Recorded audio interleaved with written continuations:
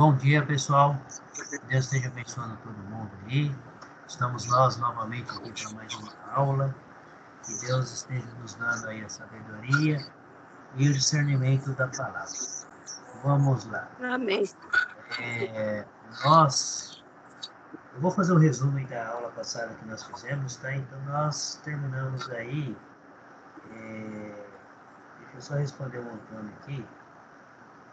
Ele está tentando entrar e ele não consegue. Eu acho que ele deve estar com algum problema na internet dele.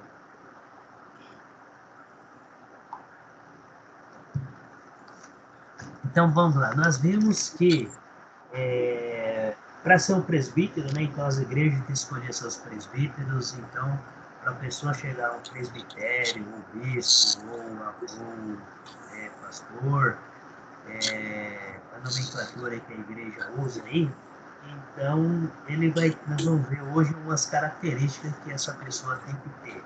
É claro que expandindo aí essa característica todo cristão deve ter essa mesma característica. Então ele deve ter essa característica desde o início da sua caminhada como cristão até chegar no ponto desse aí. Nós vimos aí que Deus vai capacitando cada um de acordo com a vontade dele. Então, uns ele capacita para ser pastor, outros ele capacita para ser mestre. A palavra mestre na Bíblia fala sobre uma pessoa para ensinar, certo? O outro ele nos capacita aí para outros dons dentro da igreja. Então, cada um, o Espírito Santo vai capacitando para que todos, cada um fazendo a sua parte, a igreja seja edificada. E por que Deus aí, então, capacitou e escolheu alguns homens, né? Capacitou os homens e também as mulheres na hora de estar levando a mensagem para outras pessoas. As mulheres também ajudam na obra, as mulheres também, né, elas têm a parte dela, elas dão aula para crianças, dão aulas para as mulheres, tem o Ministério das Mulheres. Então, Deus vai capacitando cada um com um dom, de acordo com aquilo que ele vê que a pessoa possa estar aí dando fruto. Então, cada um vai sendo capacitado aí de acordo com a vontade de Deus. E lembrando que, independente dessa capacidade aí, né, nenhum é melhor do que o outro, todos são iguais perante a Deus, então não existe uma hierarquia.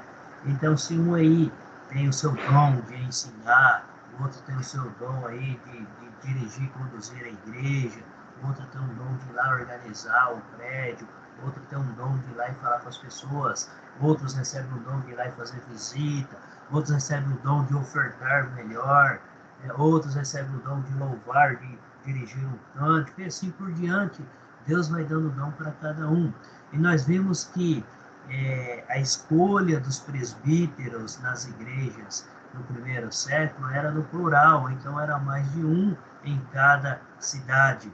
Então, quando fala assim, a igreja de Efésios está se referindo-se à cidade de Efésios, que lá os cristãos se reuniam em um único local. Então, era um único local só, uma única igreja. A igreja de Coríntio, então isso não quer dizer que todos os cidadãos da cidade de Éfeso, da cidade de Coríntio, assim como Gálatas e outras cidades, eram convertidos ao cristianismo. Não, são os cristãos daquela cidade que se reuniam em um certo lugar. Então, nós vimos que a eleição de presbíteros em cada igreja é no plural, não era apenas um, porque se de repente um não estivesse, tinha um outro para estar substituindo, em ambos. Né? O trabalho tinha que ser dividido aí de igual modo para todos. Então, todos perante o reino têm uma grande importância no trabalho. E tudo isso envolve o que? A evangelização. Né? Então, nós vimos aí que em cada cidade, Efésios, Filipos, Coríntios, Gálatas, Tessalônica, e assim, Colossos, e assim por diante, eram escolhidos aí presbíteros. Então, eram mais de dois, era mais de um, dois ou mais. De maneira alguma poderia ser um, tá? Porque tinha que ser no plural, era no plural. Então, quando a gente vê na palavra aí, está no plural. 1 Timóteo 3,7. Abre comigo lá no livro 1 Timóteo, capítulo 3, versículo 7. Vamos dar uma lida aí. Quem achou e gostaria de ler, pode ler para nós. 1 Timóteo, capítulo 3, o versículo 7.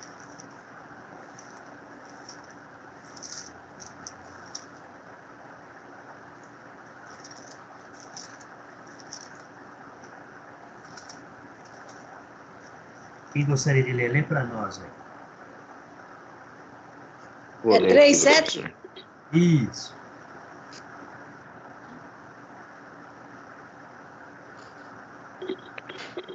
Convém também que tenha bom testemunho dos que estão de fora, para que não caia em afronta e no laço do diabo. Isso, tá? Então, o que acontece? Para alguém ser um líder de uma igreja, uma congregação, ele tem que ter um bom testemunho, tanto dos de dentro como os de fora. Quem seria esses de fora? Tá? Seriam seus próprios familiares, vizinhos, amigos do trabalho. Então, o testemunho, ele tem que ser uma pessoa bem conhecida, tem que ser uma pessoa que tenha as características.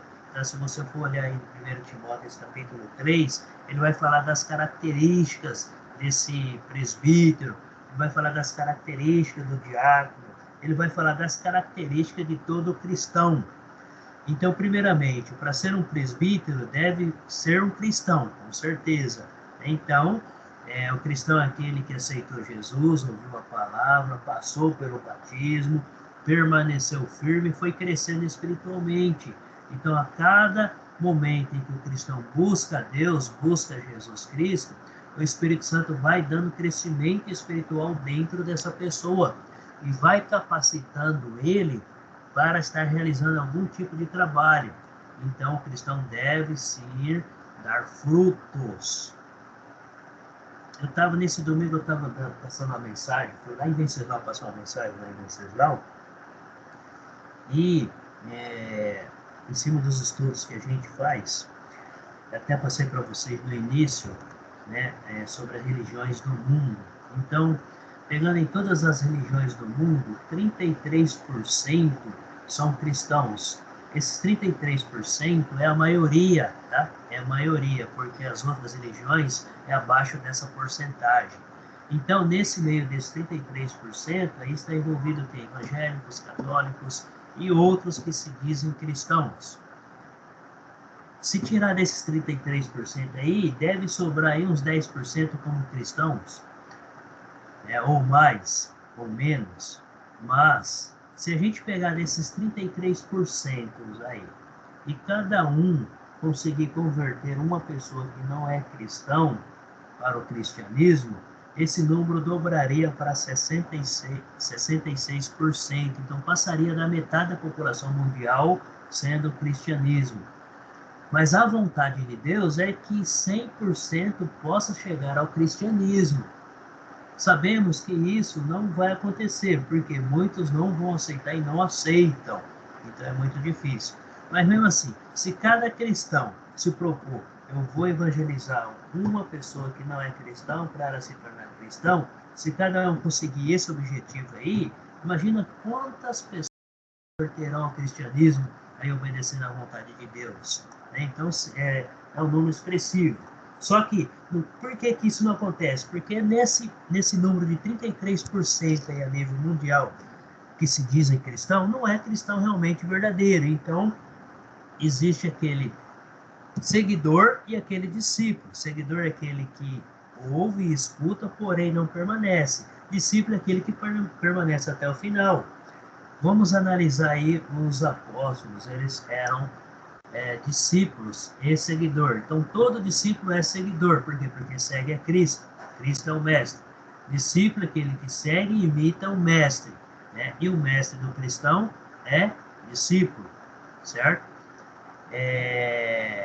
O mestre do cristão é Cristo. O cristão, ele é um discípulo seguidor. Quando a gente vê as passagens e Jesus, se você abrir lá no capítulo de João capítulo 6, versículo 66 em diante, Jesus, ele acaba ali puxando a orelha dos apóstolos. Por quê? Porque nós vemos em todas as escrituras ali, principalmente os 4 evangelhos, então a multidão seguia Jesus. Mas no finalzinho, apenas 12, ou dos 12, sobraram 11, porque um acabou traindo Jesus. Foram até o final com Jesus Cristo. e depois aí continuaram o trabalho, né? 11 apóstolos. Logo em seguida aí acabaram escolhendo mais um. Então eram 12, dos 12 um traiu a Jesus, então esse era um seguidor, porque ele não foi até o final. Os outros eram discípulos, seguidores. Então devemos analisar, nós somos discípulos ou seguidores? Se nós somos discípulos, temos que produzir frutos. O seguidor ele segue, porém qualquer problema, qualquer coisa ele se distancia. E não é bem assim. Então, pelo contrário, aí, é necessário que ele tenha um bom testemunho dos de fora, tá? Então, aí, são um dos requisitos aí para ser um presbítero. Não é correto ficar transferindo o líder de uma cidade para outra. Por quê? Porque o líder da cidade ele tem que ser conhecido pelaquela comunidade. Só um minutinho que o Antônio não está conseguindo. Deixa eu ver aqui. Link. Ele não está conseguindo entrar na aula. Então, não é correto transferir um líder de uma cidade para outra. Os líderes eram pessoas eleitas da própria congregação. Então, era conhecido, uma pessoa bem conhecida, estimada por todos. E era a própria congregação que escolhia o seu líder. Então, olhava todas as características do líder. E ali, se ele tivesse essas características, ele era escolhido pela congregação. Deixa eu só responder uma coisa aqui.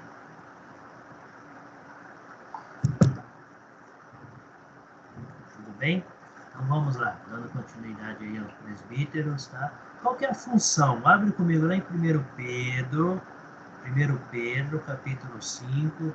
Lê para nós aí do versículo 1 até o versículo 3. 1 Pedro, capítulo 5, versículo 1 ao versículo 3.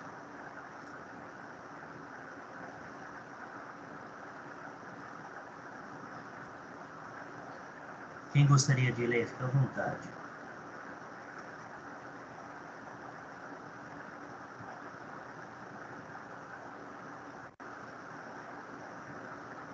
Posso ler? Pode. 1 Pedro 5, do 1 a 3, né? Isso.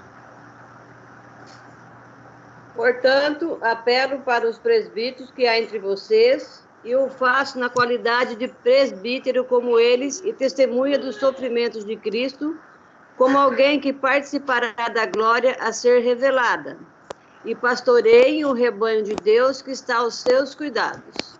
Olhem por eles, não por obrigação, mas de livre vontade, como Deus quer. Não façam isso por ganância, mas com o desejo de servir. Não hajam como dominadores dos que foram confiados a vocês, mas como exemplos para o rebanho. Esse, até o 3. Tem, né? Isso, até aí. Então vamos lá. Aqui nós vemos que o Pedro está escrevendo a carta aqui, né? E ele está reforçando aqui como que deve ser esse líder, ou esse presbítero, ou bispo, ou pastor. Então, vamos falar líder, né? Um líder aí perante uma congregação. Então, ele deve estar aí realizando o trabalho com amor, de livre e espontânea vontade, tá? Então, o que mais? Ele tem que ser uma pessoa calma, tranquilo, conhecedor da palavra e praticante também. Então, tem até aí uma lacuna para a gente estar preenchendo de acordo com a leitura. Então, o que os presbíteros devem ser? O que ele deve fazer com o rebanho aí? Quem gostaria de responder para nós? Está aí no versículo 2. O que ele deve fazer com o rebanho? Apacentar com cuidado. Isso, apacentar ou pastorear. Tem algumas versões que falam pastorear, tem outras que falam cuidar. Então, ele deve pastorear o rebanho de Deus que há entre vós. Esse aí é o papel do líder, tá? Pastorear o rebanho. Então, não por constrangimento. Então, o que significa, né? Não sendo obrigado, ou por tentar, assim, demonstrar que é o bom ou não, mas de livre e mais do que? Versículo 2 ainda. não por constrangimento, mas, o que está dizendo aí? De livre vontade. Livre vontade, né? Espontaneidade. Então, ele deve estar aí realizando esse trabalho aí com amor, tá? Por quê? Por gostar mesmo, nem por sorte da ganância. O que é isso daí? Realizar o trabalho esperando algo em troca, principalmente financeiro, né? Dinheiro ou riqueza. Infelizmente nós vemos muito isso daí. Mas, vamos completar aí. Mas, Um exemplo. finalzinho do versículo 2. O que diz no Desejo finalzinho? de servir. Com desejo de servir. Desejo de servir, isso, boa vontade. Tem uns que falam boa vontade aí, né? Mas de boa vontade, nem como dominadores, versículo 3. Nem como dominadores dos que foram confiados. Então, de maneira alguma, ele deve exercer autoridade sobre os membros da igreja.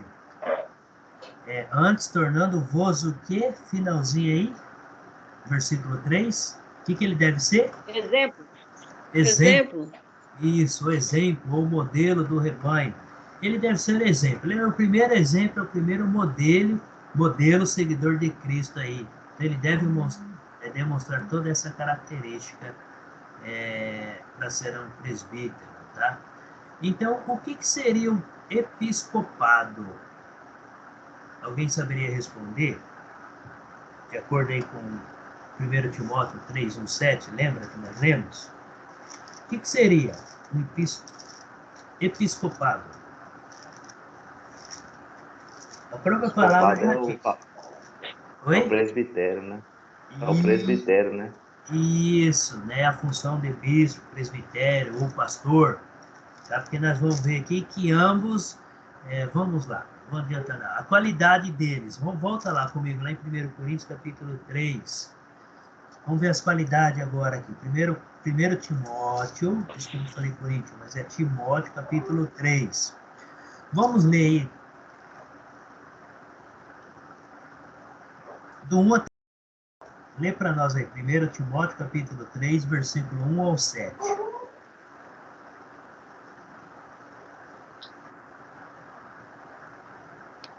Vou ler aqui, professor. Esta é uma palavra fiel. Se alguém deseja o episcopado, excelente obra deseja. Convém, pois, que o bispo seja irrepreensível, marido de uma mulher, vigilante, sóbrio, honesto, hospitaleiro, apto para ensinar, não dado ao vinho, não espancador, não cobiçoso de torpe ganância, mas moderado, não contencioso, não avarento, que governe bem a sua própria casa, tendo seus filhos em sujeição, com toda modéstia. Porque se alguém não sabe governar sua própria casa, terá cuidado da igreja de Deus? Não neófito, para que se ensoberbecendo não caia na condenação do diabo. Convém também que tenha bom testemunho dos que estão de fora, para que não caia em afronta e no laço do diabo. Isso, tá? Vamos ver aí parte por parte, tá? Esse daí é as qualificações de um líder dentro de uma congregação. E claro que essas qualificações, elas se estendem para todo o cristão.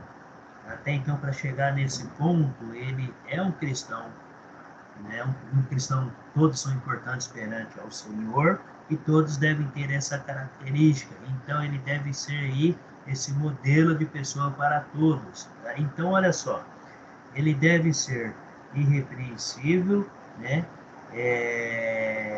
Esposo de uma única mulher. Então, se ele já estiver no segundo casamento, ele não está apto para estar assumindo a liderança. Desde que, vamos supor que esse segundo casamento, a primeira esposa dele veio a falecer, né, e ele casou novamente, aí tudo bem. Mas se a esposa dele, a antiga esposa, ou a ex-esposa estiver vivo, ele não pode exercer esse tipo de liderança. Por quê? Porque a palavra deixa bem claro, esposo de uma só mulher. É uma só mulher. Se a gente continuar a leitura aí, acompanha comigo o versículo 8 em diante, ele estende isso daí. Tá? Semelhantemente, quanto a diáconos, é necessário que sejam respeitáveis, de uma só palavra, não inclinados a muito vinho, não cobiçosos, de sorte da ganância, conservando o ministério da fé com a consciência limpa. Também sejam esses, primeiramente, experimentados, e se mostrarem irrepreensíveis, exerçam o diaconato. Então, o que está dizendo aí? Tá? Ambos são iguais perante a Deus. Então, as qualidades dos presbíteros, bispos, eles devem ser irrepreensível, esposo de uma só mulher, temperante, sóbrio, modesto, hospitaleiro, apto para ensinar, deve conhecer bem a palavra, não dado ao vinho, não deve ser beberrão, não deve ser violento, ele tem que ser cordato, né, tranquilo. O que mais? Inimigo de contendas, não fofoqueiro, não avarento. O que é não avarento? Não pegada a dinheiro. Não pegada a dinheiro. Que governe bem sua casa, criando os filhos sob disciplina. Não seja neófito. O que seria neófito? Uma pessoa nova convertida, uma pessoa convertida na fé recentemente. Por quê? Porque ela não tem toda a base bíblica para ser um líder. Ela não tem todo o conhecimento, não tem a vivência. Primeiro, os filhos, a família, a esposa e os filhos devem ser praticantes na igreja. Então, tanto ele como a casa dele, toda a casa dele deve ser praticante dentro da congregação. Todos. Então, se ele tem essa qualidade, mas a esposa ou os filhos não acompanham, ele não está qualificado para ser um líder da igreja. Isso, toda a família deve estar envolvido, certo? Quando ele fala que apto para ensinar, né? Tem que ter bom conhecimento. Então, necessário que tenha bom conhecimento e necessário também que ele tenha um bom testemunho dos de fora. Então, os de fora tem que ver ele aí como exemplo, um cristão realmente aí verdadeiro perante a Deus. A vida dele diariamente deve demonstrar aí para seus vizinhos, amigos, essa conduta. Então, não é qualquer pessoa que devemos colocar como líder. Devemos analisar o perfil dessa pessoa. Esse domingo que passou aí, nós participamos das eleições. Fomos todos, ou quase todos, foram votar, né? Então, quando você vai escolher o seu representante, o seu prefeito, nós escolhemos nosso prefeito, o nosso vereador, você não avalia bem cada candidato para você. Então, aquele candidato que você viu aí as características, a vida dele, o trabalho dele, como que é a vida dele, se realmente ele é de acordo com o perfil para nos representar lá, então a gente acaba escolhendo esse. Então, primeiramente, nós analisamos essa pessoa. Então, isso também acontece com o líder da igreja, tá? Ele deve ter um bom testemunho. Então, ele deve ter todas essas características. Se você abrir no livro de Tito também, Tito está aí, Paulo está passando para Tito também a mesma característica. Então, o que ele está passando para Timóteo? Timóteo, quando for escolher presbíteros aí, então você deve, ou a igreja, deve ver todas essas características nessa pessoa. E assim ele repete lá no livro de Tito também para Tito. Lembrando que Timóteo era um dos presbíteros em uma das igrejas e Tito era outro em outra igreja. E ele repassa essas informações aí, de acordo com essas características. Então, todo o cristão deve ter essa característica. Vamos lá, continuando nossas leituras aí. Nós vimos aí as qualidades. Vamos para Tito, capítulo 1. Tito, capítulo 1. Lê para nós aí versículo do 5 até o 9.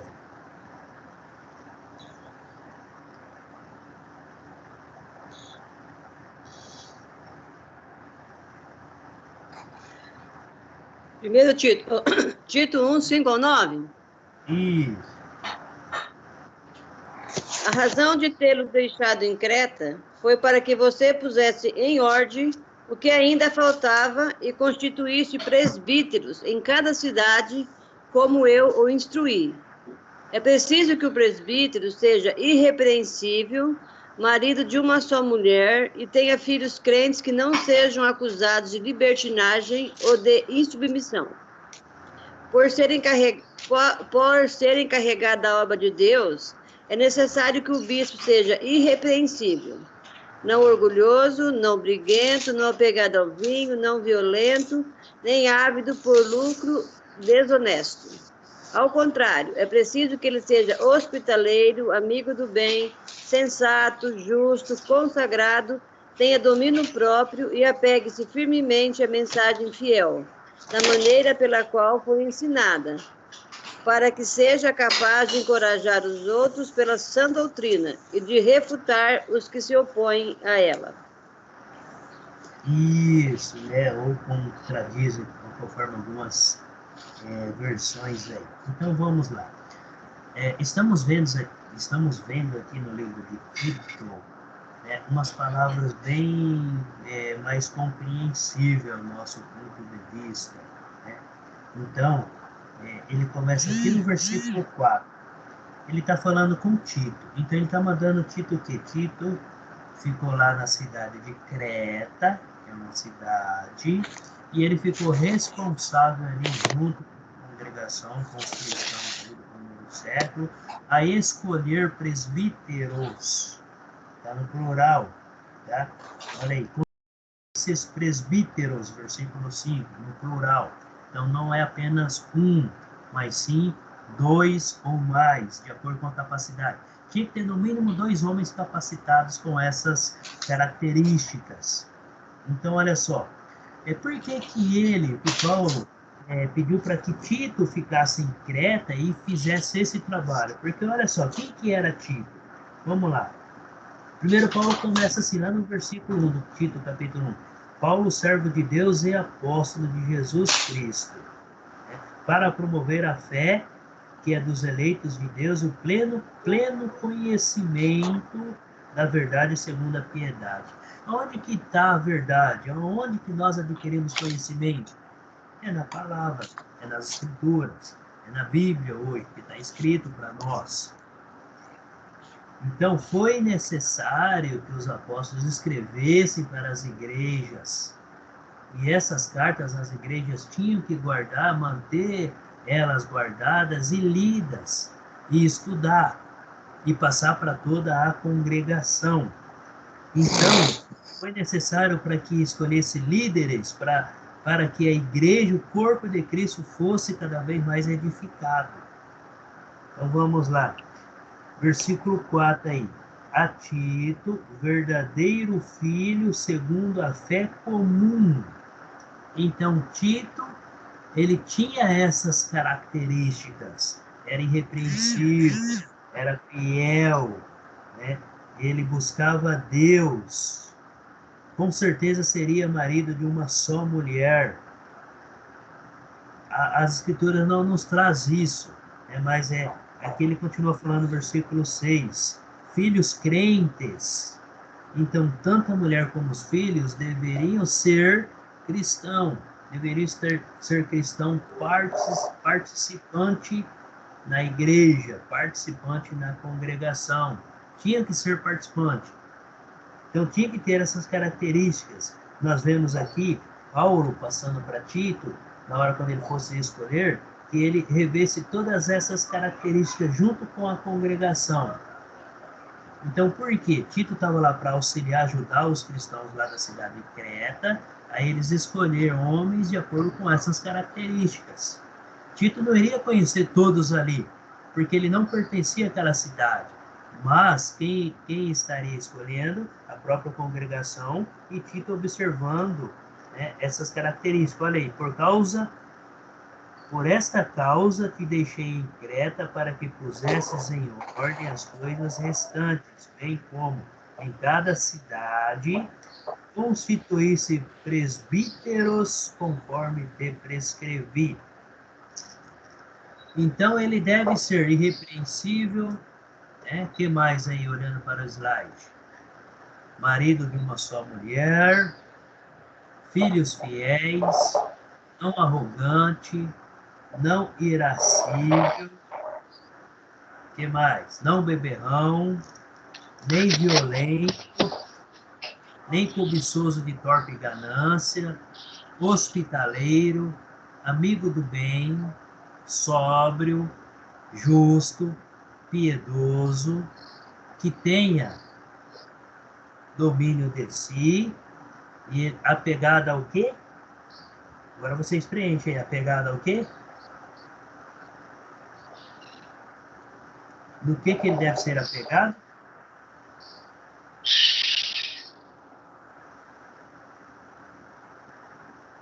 Versículo 9. O que diz no versículo 9 aí? Apegado à mensagem fiel de Deus. Isso, apegado à mensagem ou à palavra, apegado a Deus. Tito tinha essas características, porque ele deixou bem claro aí no versículo 4, verdadeiro filho de quem? Verdadeiro filho de Deus,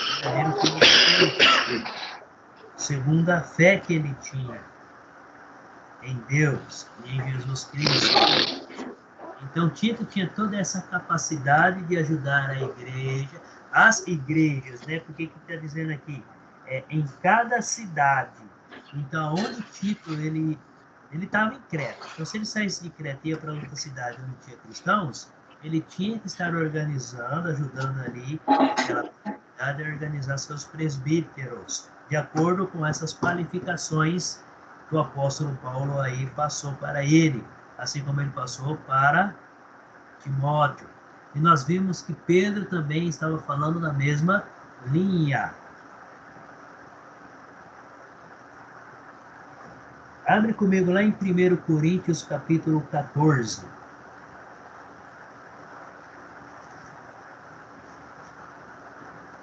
Versículo 34 e 35.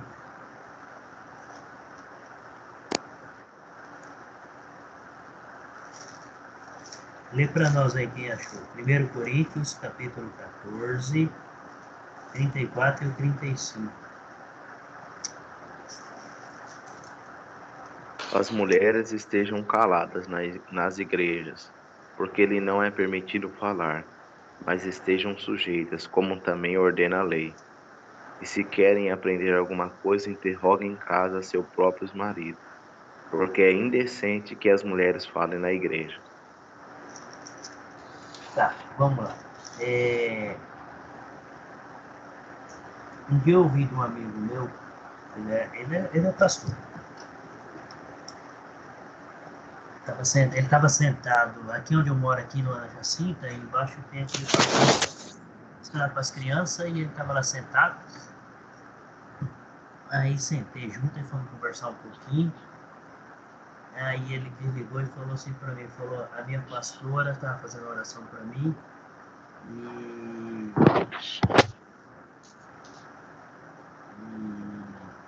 aí a gente estava conversando. Aí eu falei para ele, não, mas ela é sua pastora? É. Você é o quê? Eu sou presbítero. Ele tinha acabado de receber essa função de presbítero. Você é presbítero, mas vamos lá.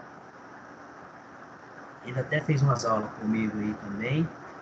No fim, ele acabou não ficando. Aí ele falou assim, então, mas eu sei disso daí. Só que como não tem homem, vai mulher mesmo. Não é questão disso daí. A questão é que a palavra nos ensina isso. A mulher ela pode ensinar? Ela pode ensinar. Mas aqui o Paulo está falando em relação à liderança dentro da igreja. A liderança. Você pode ver que presbítero, quando Paulo fala que fez reunião com os presbíteros, ou chamou os presbíteros, ou escolheu os presbíteros, está tudo no masculino, não está no feminino.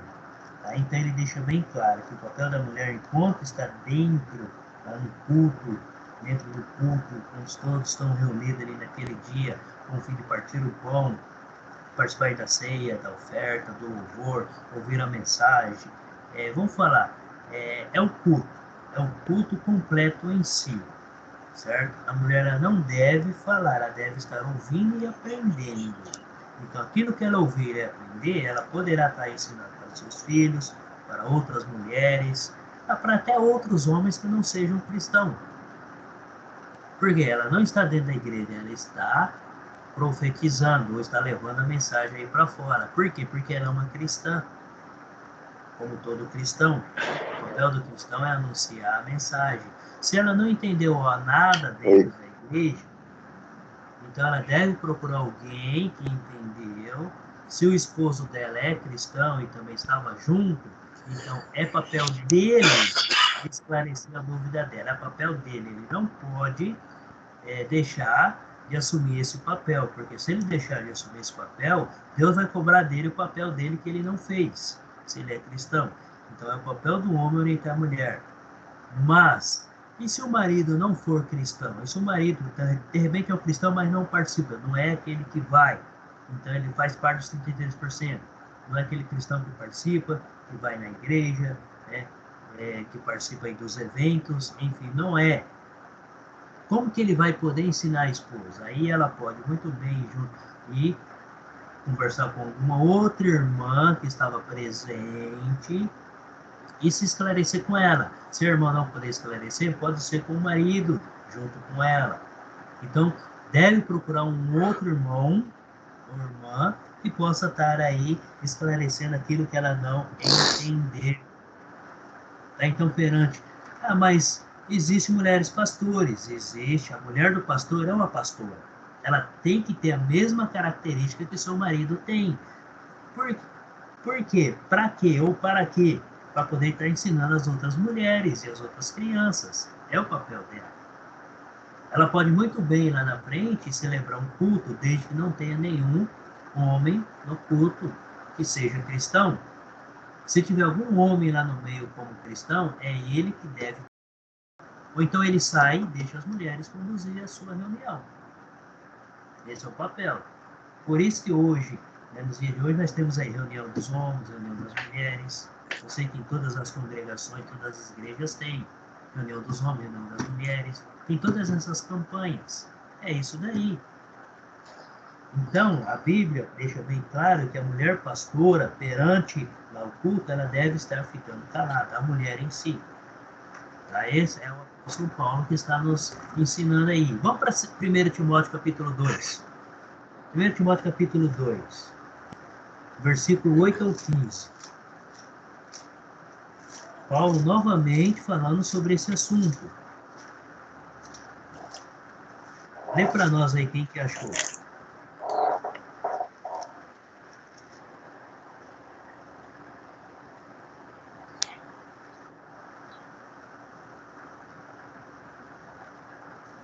Quem gostaria de ler para nós? 1 Timóteo capítulo 2, do 8 ao 15.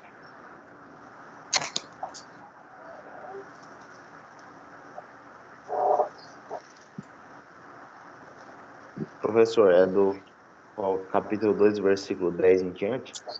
A do 8, né? Versículo 8. É baixinho só. Arrumar. É do versículo 8 em diante. 1 Timóteo capítulo 2, do 8 ao 15. Quero, pois, que os homens orem em todo lugar, levantando as mãos santas, sem ira, sem contenda.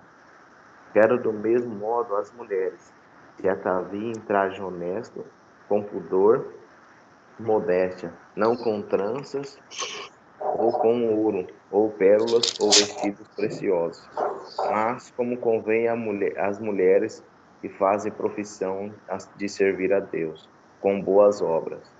As mulheres aprendam em silêncio com toda sujeição, não permitindo, porém, que a mulher ensine, nem uso de autoridade sobre o marido, mas que esteja em silêncio.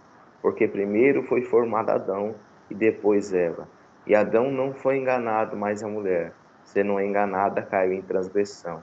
salvar-se-á, porém, dando à luz a filhos, e se permanecer com modéstia na fé, na caridade e na santificação. E essa mulher, ela tem o seu papel também de permanecer aí firme, tá? Então, algumas versões usam aí o termo de autoridade de homem, autoridade sobre o marido. Também tentando entrar aqui, que tá falando, não, tô indo para Elisete.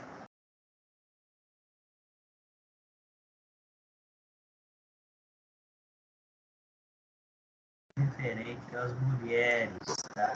Mas, professor, lá no livro de Atos tem as filhas daquele homem, não vou lembrar o nome deles agora, que ele saiu profetizando aí, elas profetizavam na rua, sim, mas não que elas estavam profetizando, elas aprenderam. Com quem que elas aprenderam? Aprenderam diretamente com os apóstolos, ou com os discípulos.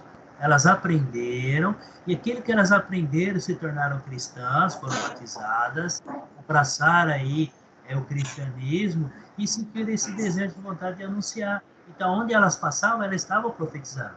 Então, quando fala profetizar, estamos falando em anunciar a palavra aos de fora.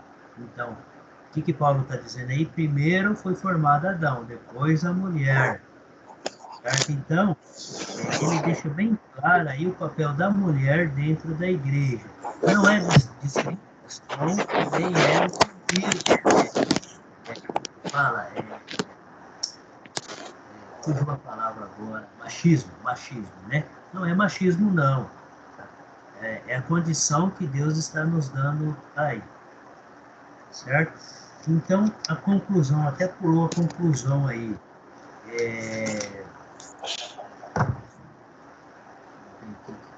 Acabou pulando uma...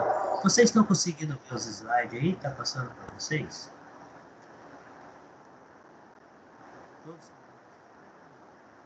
O meu tá organização diáconos, B. Isso, é isso mesmo. Aí agora a conclusão da parte A. A conclusão, né? Sim. Então é isso mesmo. Beleza. Então vamos lá. Conforme a Bíblia, cada igreja ou cada cidade escolhia aí seus presbíteros, então, local, cidade, tá? Cada cidade, e era mais de um presbíteros, então é no plural, e era a própria congregação que escolhia. Essa pessoa tinha que ser conhecido pela congregação, tinha que ter todas essas características que está aqui no livro de Timóteo, no livro de Tito.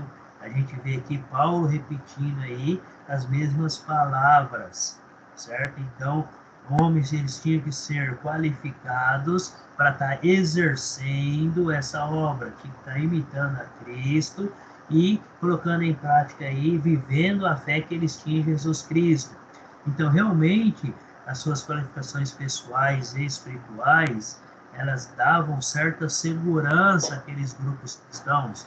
Então, ele trazia uma certa autoridade, entre aspas. Então, a segurança de que eram realmente homens capacitados, homens aí com fé firme, que falava aí que conseguia transmitir uma mensagem em que animava esses cristãos.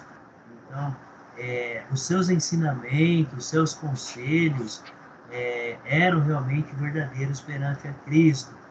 Não lhes foi concedido domínio sobre as pessoas, e sim os cuidados de uma orientação espiritual.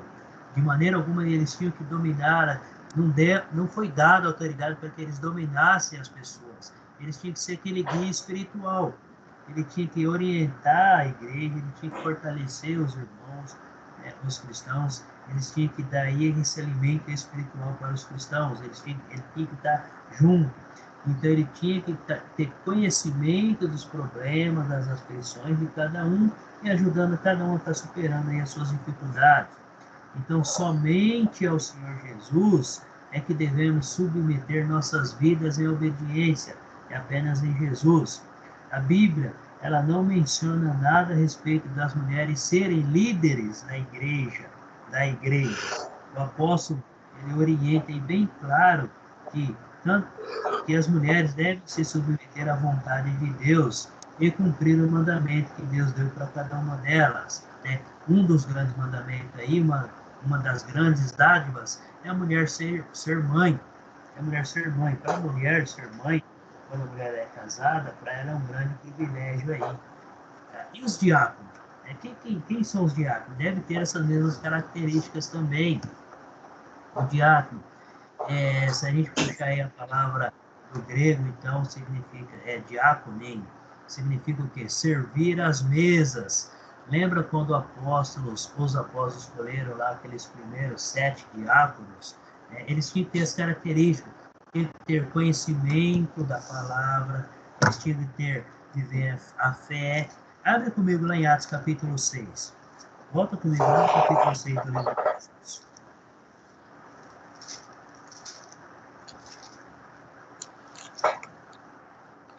Lê para nós o versículo 1 até o 6.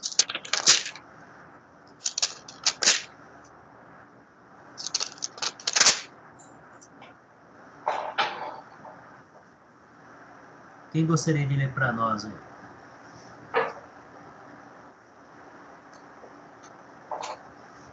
Atos 6, qual que é o... Atos 6, do 1 ao 6.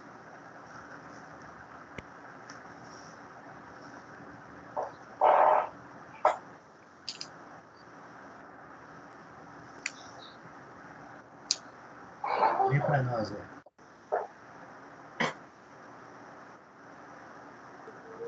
Posso ler? Pode. Naqueles dias, crescendo o número de discípulos, os judeus de fala grega entre eles se queixaram dos judeus de fala hebraica, porque suas viúvas estavam sendo esquecidas na distribuição diária de alimento. Por isso, os 12, reunindo todos os discípulos, disseram: não é certo negligenciarmos o ministério da palavra de Deus, a fim de servir às mesas. Irmãos, escolham entre vocês 7 homens de bom testemunho, cheios do Espírito e sabedoria. Passaremos a eles essa tarefa e nos dedicaremos à oração e ao ministério da palavra. Até o 6? Até o 6. A proposta agradou a todos. Então escolheram Estevão, homem cheio de fé e do Espírito Santo, além de Felipe, Prócoro, Nicanor, Timon, Pármenas e Nicolau, um convertido ao judaísmo proveniente de Antioquia. Apresentaram esses homens aos apóstolos, os quais oraram e lhes impuseram as mãos. Mas... pronto. Isso. Até aí, beleza. Então vamos lá. Nós vimos aí que a palavra de Deus estava crescendo aí nesse primeiro século, nesse momento. Mas aí foram escolhidos aí 7 homens que eles tinham boa reputação, era cheio do Espírito Santo e de sabedoria, quer dizer, conhecimento da palavra, tanto do velho como do novo, e homens que poderiam estar ajudando aí a servir. Por quê? Porque jamais os apóstolos poderiam parar o que eles estavam fazendo, os ensinamentos, para servir as pessoas. Então, tinha que estar realizando as duas coisas ao mesmo tempo. Tá? Então, enquanto eles estavam aí ensinando aquela multidão, outros poderiam estar servindo também. Mas homens que tinham essas qualificações aí, homens de boa reputação, quer dizer, que todos conheciam. Então, a gente vê aqui, na versão da Elisete, fala em gregos, né? Gregos e aramaico, então seria helenistas e judeus. Então, eram judeus que viviam em outras regiões distantes de Jerusalém, e que aderiram aí os costumes gregos, a língua, os costumes, mas eles iam todos os anos para Jerusalém para ouvir o que Deus tinha que falar, porque eram israelitas, mas que viviam em outra região. É como se fosse hoje um exemplo. Nós somos cristãos hoje, que moramos no Brasil, e tem cristão que mora no Japão. Tem brasileiros que são cristãos que moram no Japão. Tem os próprios japoneses que são cristãos que moram no Japão. Então, seria como se o japonês estivesse aqui no Brasil. Então, se tivesse uma aí, tivesse uma Assembleia Geral em que muitos cristãos do mundo viessem aqui no Brasil, ali se reunia para estar junto. cada um falando a sua língua, mas cada um está vindo com o seu costume da sua cidade, aí, do seu país. Então era o que estava acontecendo aqui. Esses helenistas ou esses gregos eram israelitas que moravam naquela outra lado da região, da Grécia, do lado da Grécia, certo?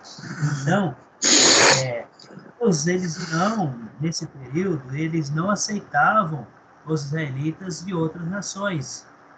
Por quê? Justamente porque tinha adquirido outros hábitos aí, tá? Outros costumes, outros hábitos, estava até adorando outros deuses, mas porém eles iam até Jerusalém todos os anos ali para ouvir a palavra. Então a gente vê aí que são homens que foram escolhidos para estar servindo, mas eles tinham as características. Volta comigo lá em 1 Timóteo capítulo 3, do 8 ao 10, que nós passamos ali, ele está falando das características do diácono. Né? Então, o que eles devem ser também? Devem ser homens respeitáveis, homens de uma só palavra, quer dizer, homens de palavras verdadeiras, não inclinado a muito vinho, não cobiçoso, de sorte de ganância, experimentado. Então, o que seria experimentado? Ele seria que já tinha experiência, tinha todo conhecimento, tinha uma vida, tinha vivido já vários anos como cristãos e tinha, e principal aí, permanecido, né? Perseverança aí, por um período depois se tornar diácono. Então, olha só, eram homens também capacitados. Então, ele tinha toda essa esperança. Tá. Versículo 12 ao 13. Deixa eu abrir e voltar lá em 1 capítulo 3. Não tinha abrido lá no capítulo 3. Lê para nós versículo 12 e 13. Versículo 12 e o 13. Lê para nós. 1 Timóteo capítulo 3, versículo 12 e o 13.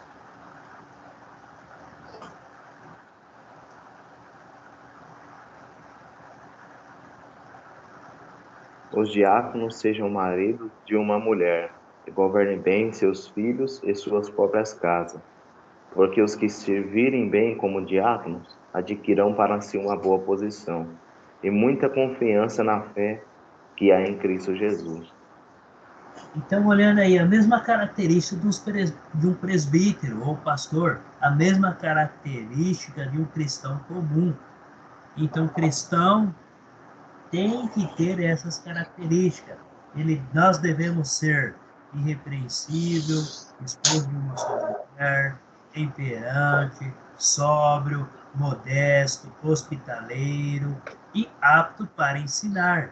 Devemos ter essas tendências aí.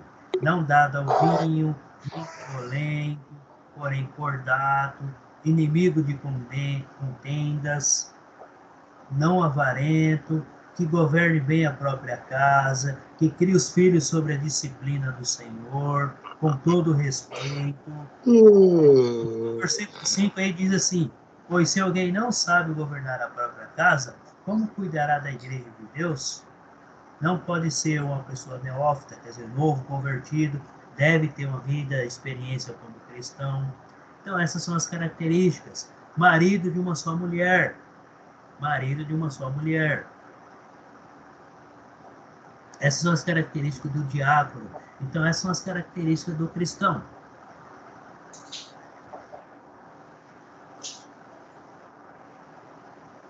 Evangelista. Passou muito rápido aqui.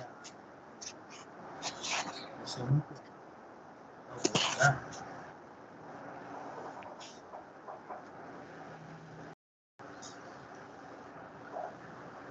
Então, aí, olhando para 1 Timóteo capítulo 3, né, o versículo 11. Da mesma sorte, quanto a mulheres, é necessário que sejam elas respeitáveis, não maldizentes, temperantes e fiéis em tudo. Aqui se corta todas as mulheres, mas o texto está falando também principalmente as mulheres desses líderes. O texto está referindo a elas. Então ele está se referindo a certas mulheres especiais da igreja. Então, a todas as mulheres da igreja, elas têm que ter essas características.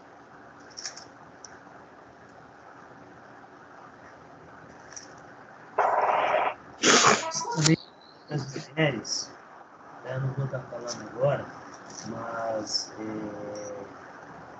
como que a mulher ela deve ser perante as outras mulheres mulheres e perante a Cristo. Mas vamos lá, perante aí a igreja, a assembleia, tá? Então, o evangelista, ele deve ser também o proclamador da palavra de Deus. O professor, dá uma licença aí. Professor, acho que tem gente, que tá com o fone ligado aí e tá chiando, tá ficando meio ruim aqui de ouvir. Tá ruim, então assim, desligo, eu peço para todos, desliga o seu microfone, então, deixa só o meu, aí quando alguém for falar, quem for falar aí, abre o seu microfone, quem for fazer a leitura. Então vamos lá. Abre comigo em 2 Timóteo, capítulo 4.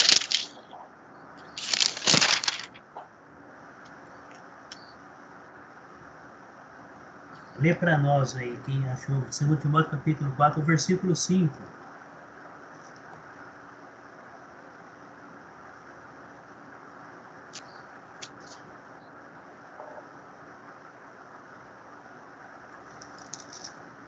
Segundo Timóteo, capítulo 4, versículo 5. Lê para nós aí.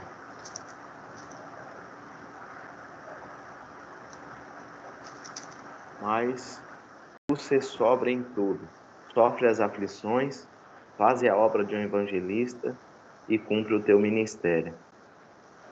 Isso. Qual que é o ministério do evangelista? É também proclamar a palavra de Deus. É aquele que sai anunciando a mensagem. Esse é o evangelista. Tá? Abre comigo lá no livro de Efésios, capítulo 4. Efésios 4. Lê para nós aí o versículo 11.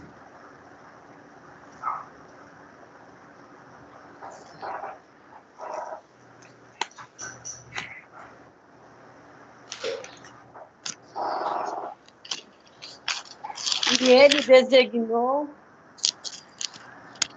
ele designou alguns para apóstolos, outros para profetas, outros para evangelistas e outros para pastores e mestres.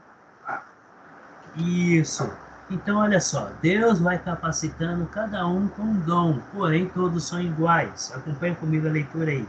Com vistas ao aperfeiçoamento dos santos, para o desempenho do seu serviço, para a edificação do corpo de Cristo, até que todos cheguemos à unidade da fé e do pleno conhecimento do Filho de Deus, a perfeita varonilidade, à medida da estatura da plenitude de Cristo. Então, através dessas pessoas aí, que cada um recebe o seu dom, para estar aí usando aí, edificando o corpo, edificando a igreja, para quê? Para que todos possam chegar em uma unidade, tá? Então, o trabalho de ambos são iguais, nenhum é melhor do que o outro. A diferença é que Deus vai capacitando cada um com dom para a edificação de todo o corpo. Então não é nenhum nem melhor nem maior do que o outro. Todos são iguais perante a Deus, cada um com o seu trabalho. Eu usei até o exemplo da nossa mão, né? Nós temos 5 dedos em cada mão, nenhum é igual ao outro. Porém, todos são importantes. Todos os dedos são importantes. E como que é a organização? Como que deve ser a organização da igreja? Primeiramente, toda a igreja deve crer em quem? Em Jesus Cristo. Devemos crer em Jesus Cristo. Então, João diz, quem crer em Cristo terá vida eterna. Abre comigo lá em João capítulo 3, versículo 16. João capítulo 3, versículo 16.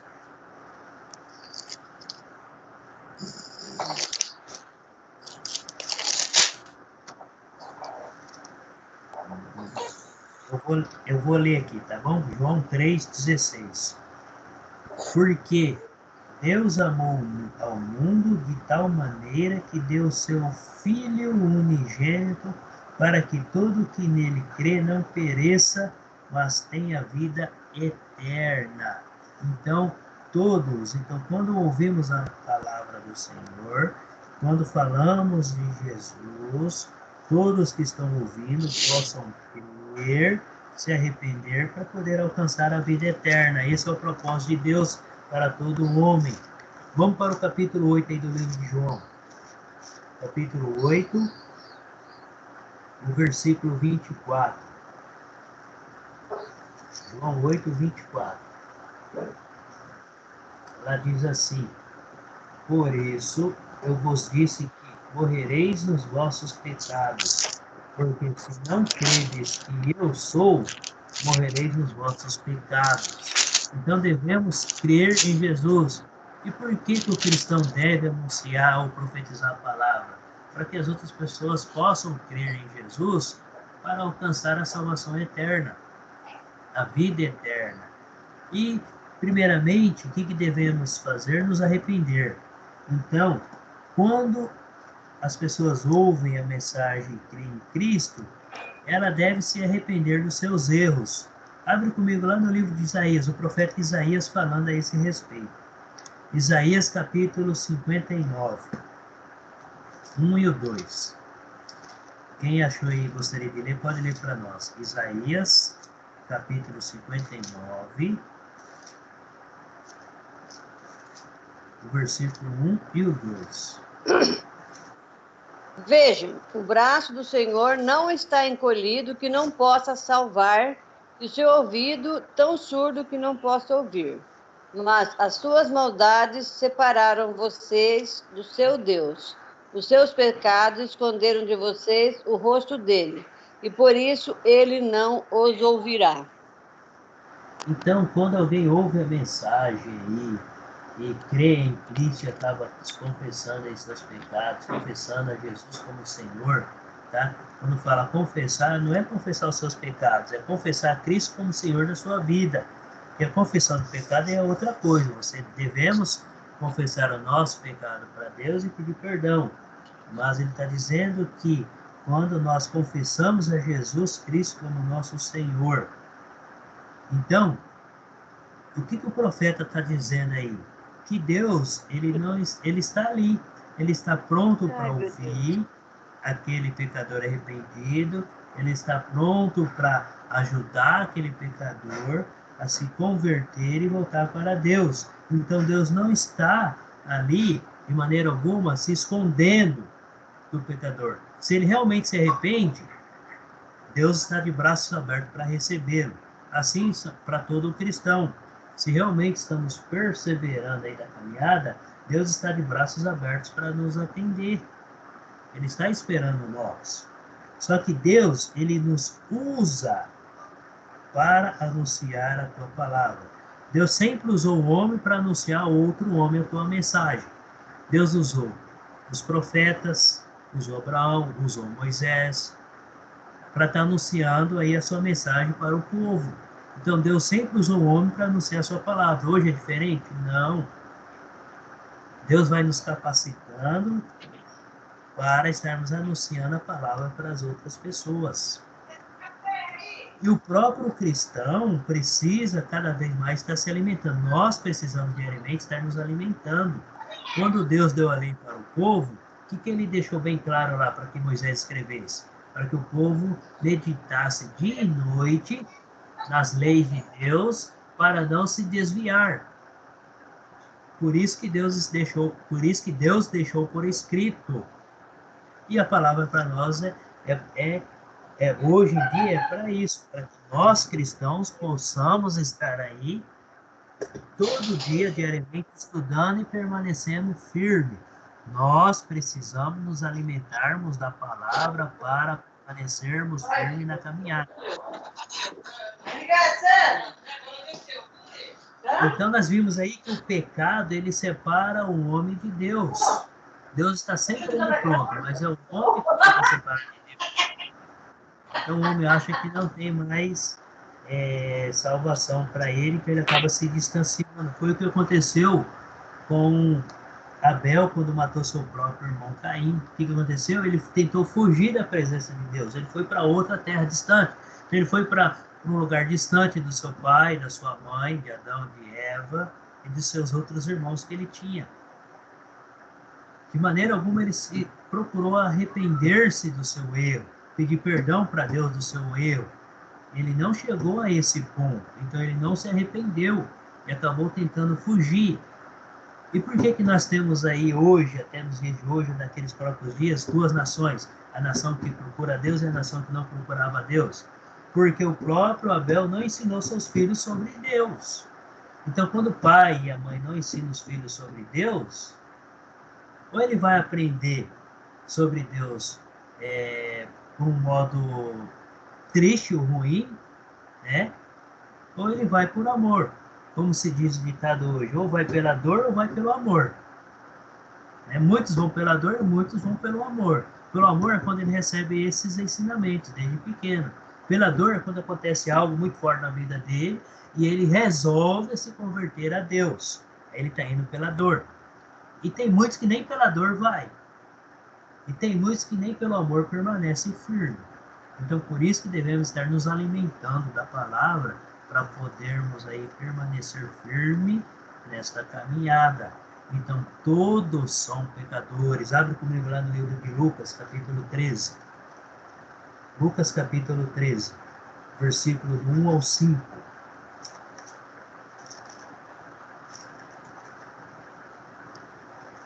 Quem gostaria de ler para nós aí, fica à vontade. Lucas, capítulo 13, versículo 1 ao 5. Vou ler. Naquela ocasião, alguns dos que estavam presentes contaram a Jesus que Pilatos misturara o sangue de alguns galileus com os sacrifícios deles. Jesus respondeu: vocês pensam que esses galileus eram mais pecadores que todos os outros por terem sofrido dessa maneira? Eu digo que não. Mas se não se arrependerem, todos vocês também perecerão. Ou vocês pensam que aqueles 18 que morreram, quando caiu sobre eles a torre de Siloé, eram mais culpados do que todos os outros habitantes de Jerusalém? Eu digo que não. Mas se não se arrependerem, todos vocês também perecerão. Isso. Então Jesus está usando aqui um fato que aconteceu que todos eles conheciam na época. Então esses dois exemplos que Jesus está usando aqui, todos conheciam. Então, perante a Deus, não existe pecado maior e nem pecado menor. Então, tanto um assassinato como uma mentira é pecado do mesmo jeito e irá se perecer do mesmo jeito. Então, não existe esse negócio. Ah, não, meu pecado é pequenininho, é menor do que ele, do que daquele outro lá. Não existe. Todo pecado é pecado, desde que seja uma pequena mentira. Até uma pequena mentira é um grande pecado. Então ele deixou bem claro que, olha o versículo 5, não eram, eu vou afirmo, mas se não vos arrependerdes, todos igualmente perecerão.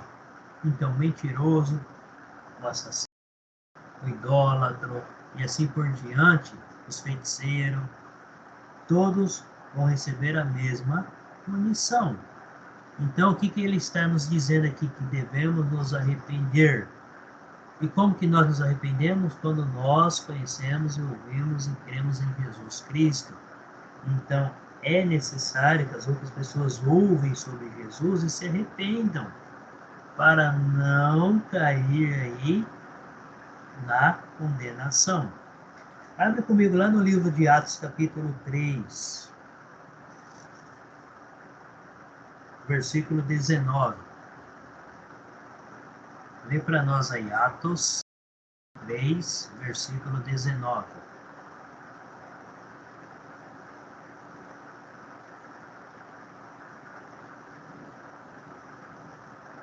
Quem gostaria de ler?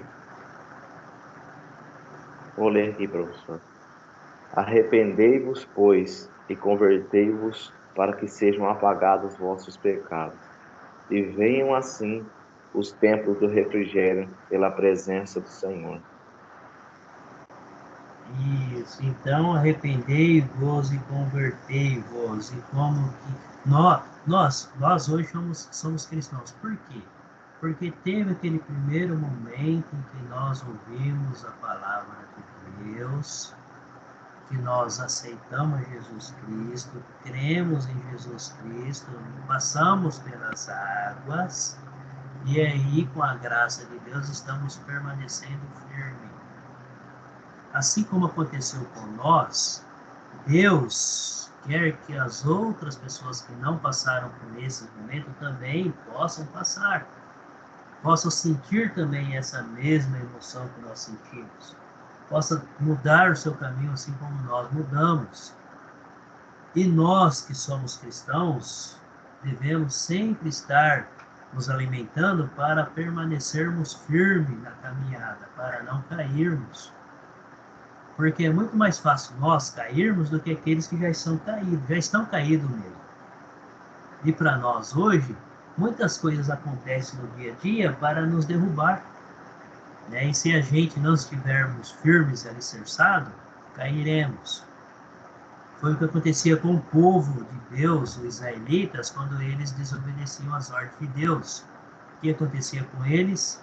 Eram conquistados por outras nações, passavam por aflições, eram dominados por outras nações e assim por diante.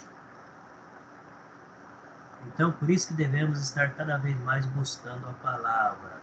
Então, o que é arrepender? É reconhecer os erros, os pecados e pedir perdão para Deus. É mudar de vida. O que é converter? É mudar de vida, deixar de praticar os pecados, se arrepender.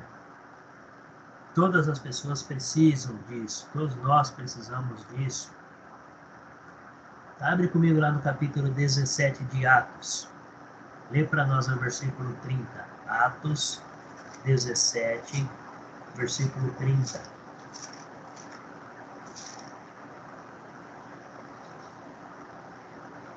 Lê para nós aí.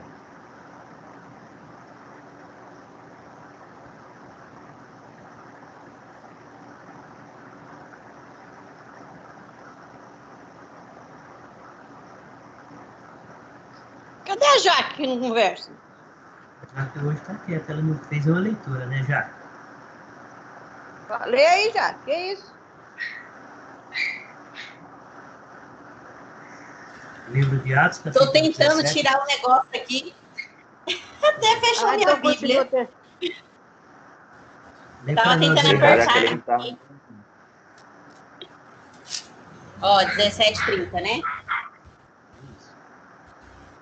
No passado, Deus não se importou com essa ignorância, mas agora Ele manda todas as pessoas em todos os lugares se arrependam dos seus pecados. Isso. A minha versão fala assim, ora, não levou Deus em conta os tempos da ignorância. O que significa isso aí? Os tempos ou no passado? Que antes de Cristo, eles não tinham essa esperança da salvação. Então, em Cristo, Deus não está considerando o passado da pessoa que se tornou cristão, realmente se converteu e está perseverando. Deus não leva em consideração esse passado. O que Deus está levando a cada dia que Deus nos concede, é uma oportunidade que Ele está dando para todos se arrependerem, se converter e voltar para Deus. Todos. Não é apenas um povo, igual Ele escolheu. Ele escolheu um povo para levar as bênçãos para as outras nações. Porque Ele criou um homem e uma mulher. Ele criou um casal. E daí em diante, Ele tornou esse casal fecundos para povoar a terra. Para povoar a terra. Então, Deus usou o homem para povoar a terra.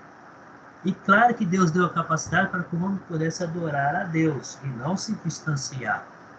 Então, quando Deus criou o homem e a mulher, foi com essa intenção. Quando Deus falou para Adão e Eva, multiplicai-vos e enchei a terra, é para que todos os seus filhos pudessem estar adorando e buscando a Deus. Então, essa é a vontade de Deus. E Ele não vem revelando essa vontade lá no Antigo Testamento. Ele vem revelando através do teu Filho Jesus. Que a vontade dele é que todos os homens se arrependam e voltem para Deus.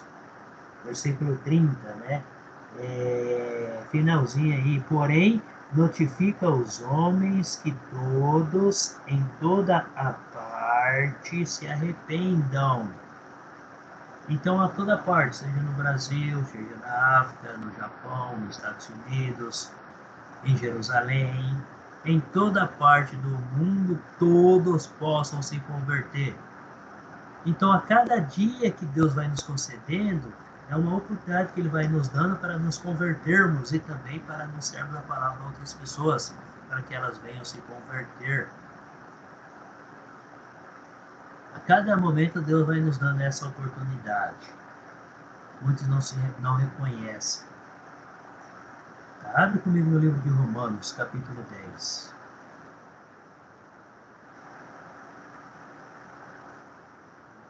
Capítulo 10.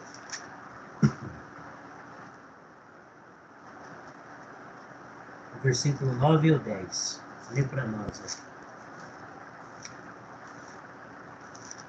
A saber, se com a tua boca confessares ao Senhor Jesus, e em teu coração creres que Deus o ressuscitou dos mortos, serás salvo. Visto que com o coração se crê para a justiça, e com a boca se faz confissão para a salvação. Isso. Tá? Então, o que significa, o que seria esse confessar? É confessar Jesus como Senhor da nossa vida. É isso que o cristão deve estar fazendo.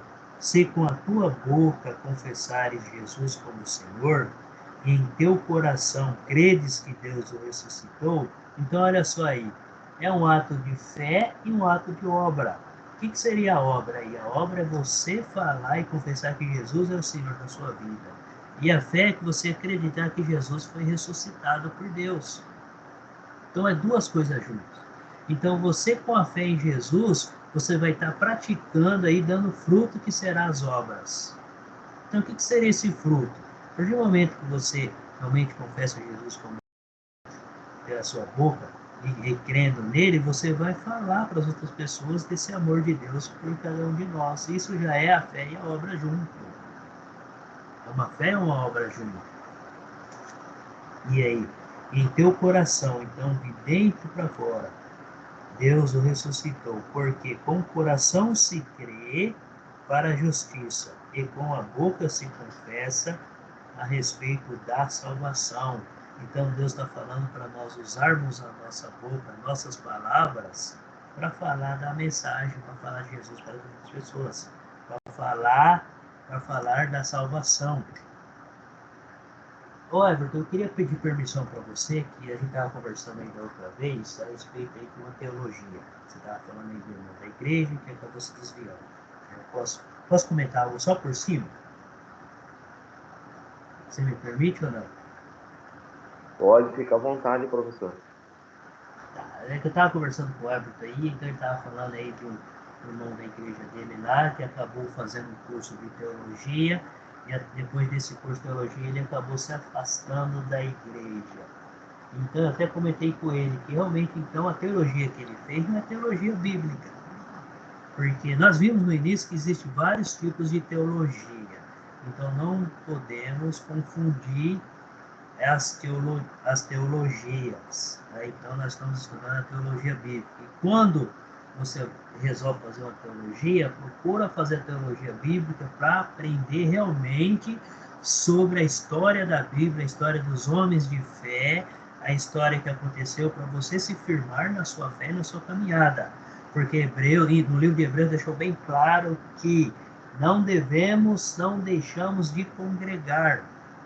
Então, quando algum cristão parte para esse outro lado e prende e acaba abandonando aí o seu caminho, ele não está sendo cristão, ele está sendo aquele discípulo, ou ele está sendo aquele seguidor que acabou aí desviando, que chegou no final ou no meio da caminhada, acabou aí se desviando. Foi o que aconteceu com muitos seguidores de Jesus quando ele estava ensinando. Quando Jesus foi preso, quem estava presente? Apenas 11. E um deles foi o traidor. E mesmo quando Jesus foi preso, os 11 acabaram fugindo. Ninguém ficou. Mas, porém, eles permaneceram firmes depois. Quem permaneceram firmes? Os 11. E Jesus foi dando força para que eles anunciassem, mesmo assim, até que Jesus voltar, até que Jesus revestisse eles de poder, e eles permaneceram firmes.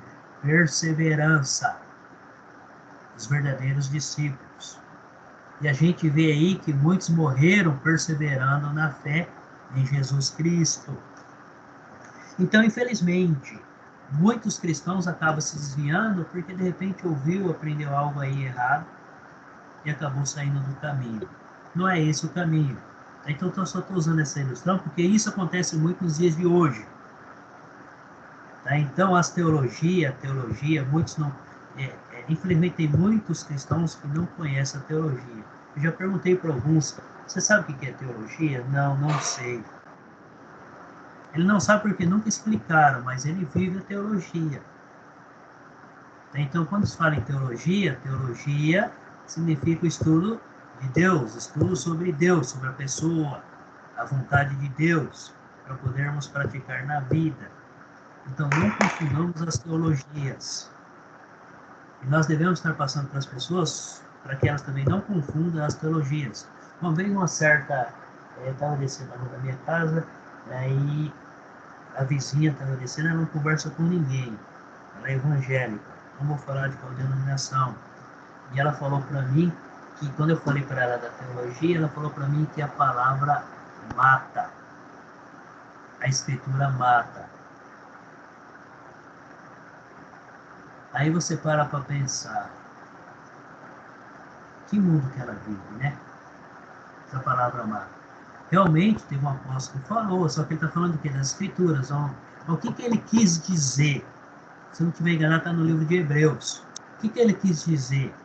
Que quando Moisés deu a lei para o povo, se o povo desobedecesse uma parte da lei, qual que seria a condenação? Era a morte. Era a morte. Era isso que está dizendo ali. Então, o que aconteceu? Infelizmente, o líder da onde ela estava ensinando ao contrário para ela. Errado. Nós sabemos muito bem que a palavra nos edifica e nos vivifica. Ela serve para nos repreender, certo? Está no livro de Timóteo. Vou pedir para vocês abrir comigo. Não está na nossa... eu estou até um pouco atrasado em referente ao Vladimir, mas por quê? Porque eu entro nesses detalhes, eu entro muito em detalhes, né? E eu vejo que esses detalhes que eu entro, tanto vocês como principalmente eu, nós vamos aprendendo mais. Tá? É uma passagem que eu tenho certeza que todos conhecem, nós já lemos aqui. Abre comigo lá em 2 Timóteo, capítulo 3. Lê para mim alguém o versículo 16 e o 17.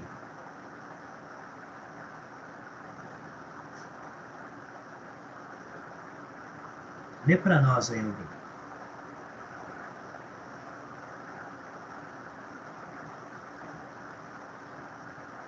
Toda a escritura divinamente inspirada é proveitosa para ensinar, para redarguir, para corrigir, para instruir em justiça, para que o homem de Deus seja perfeito, perfeitamente instruído para toda boa obra. Precisa falar muita coisa sobre essas duas passagens? Não precisa, né? Ela está bem clara. Quando fala toda a escritura, está falando desde o livro de Gênesis até o livro de Apocalipse. Toda a escritura é inspirada por Deus. Ela serve para quê? Para nos ensinar. Ela é útil. Ela não é inútil. Ainda você escuta muitas pessoas falando que a Bíblia ela deve ser revista. É um absurdo. Mas vamos lá. Para repreensão. Então ela nos repreende. Ela mostra se nós estamos fazendo certo ou errado. Por quê? Porque ela é a palavra inspirada por Deus. Ela é inspirada por Deus. Então ela vai mostrar o caminho certo para nós. Para que mais que ela serve? Para nos corrigir. Ela nos corrige. A palavra nos corrige quando nós estamos cometendo algum ato errado, algum ato que não agrada a Deus. Para que mais que ela serve? Para nos educar na justiça, de acordo com a vontade de Deus. Para que mais que ela serve? Para nos tornar perfeito. São duas palavras, perfeito e perfeitamente. Quer dizer, uma palavra usada duas vezes para dar mais força na frase ou na intenção da transmissão para termos esse conhecimento. Olha só, versículo 17, a fim de que o homem de Deus seja perfeito e perfeitamente habilitado para toda boa obra. Agora, como que você vem me falar para mim que a palavra mata, que a letra mata? Fala para mim, conhece a palavra? Conhece as escrituras? O próprio líder pode até conhecer, mas será que eu estou errado diante dessa situação? Eu tenho certeza que eu não estou errado. Por quê? Porque eu me baseio nas escrituras. Então, quando nós temos o conhecimento, a gente sabe discernir isso daí. Quando as pessoas não têm, elas não discernem, elas aceitam tudo que é imposto e ensinado. Quando Paulo chegou lá naquela cidade, aonde eram tudo nobres, e Paulo estava ensinando, o que eles fizeram? Paulo ficou ali semanas. Todos os dias eles abriam as escrituras e comparavam aquilo que Paulo estava ensinando com as escrituras, se realmente combatia, se realmente era verdadeiro. E tudo que Paulo estava ensinando estava confirmando o que estava escrito nas escrituras. E o povo acabou crendo. Então a palavra nos vivifica, ajuda a crescer espiritualmente e ajuda a estar agradando a Deus. Com isso, vai nos ajudar a alcançar a salvação. Então, devemos confessar Jesus como nosso Senhor. Eu vou finalizar esse slide aqui, que já está dando a nossa hora. Está lá no livro de Mateus, capítulo 10. Vamos fazer essa última leitura aí. Mateus 10, 32 a 33. Eu vou ler aqui, tá? Só para a gente finalizar aqui, ó. Vou ver aqui, Mateus, capítulo 10, versículo 32 a 33. Lá diz assim: portanto, todo aquele que me confessar diante dos homens, também eu o confessarei diante de meu Pai, que estás nos céus. Mas aquele que me negar diante dos homens, também eu o negarei diante de meu Pai, que está nos céus. Todo aquele que me confessar. Aqui ele não está abrindo o leque para todas as pessoas, ele está abrindo o leque para todo o cristão. Todo cristão que confessar Jesus como Senhor, o que ele estará fazendo? Ele será o seu advogado, o nosso advogado perante a Deus no dia do julgamento. Ele vai nos defender. Por isso que não devemos perder a esperança e mantermos firmes nessa nossa caminhada. Que Deus esteja 11 para as 10. Que Deus esteja nos abençoando. Espero todos na próxima aula aí, na terça-feira da semana que vem. E continua a leitura, porque é de extrema importância o estudo, a leitura da palavra, para não acontecer igual esse cristão aí que o Everton acabou falando comigo, também aí falando com vocês aí com a permissão dele. É claro que depois eles fizeram um trabalho aí, a pessoa até acabou aí se voltando, né? Acabou aí se levando assim em consideração. Mas é um risco, isso é um risco que todo cristão corre. Tá? Se realmente não tiver alicerçado aí, estudando, lendo, procurando aí a palavra diariamente, nós corremos esse risco de nos desviarmos. Que Deus abençoe a todos. Todos tenham uma boa semana. Qualquer coisa aí pode me chamar pelo WhatsApp. Pode ser que no mesmo instante eu não consiga responder, às vezes por causa do trabalho e tudo, mas eu sempre acabo respondendo. Às vezes demora um pouquinho, mas eu estava respondendo. Eu só vou finalizar aqui a gravação e vou ficar um tempo. Quer ver a chamada? Pode fazer a chamada, Elisete. Quem que tá aí? É o Everton, a Jaqueline e o Diego. Isso. Tem mais alguém? Alguém pulei? Alguém? Antônio. O Antônio. Tem o Antônio. Ah, tá. Então tá todo mundo aqui. Obrigada, boa semana. Você pulou meu nome, Elisete.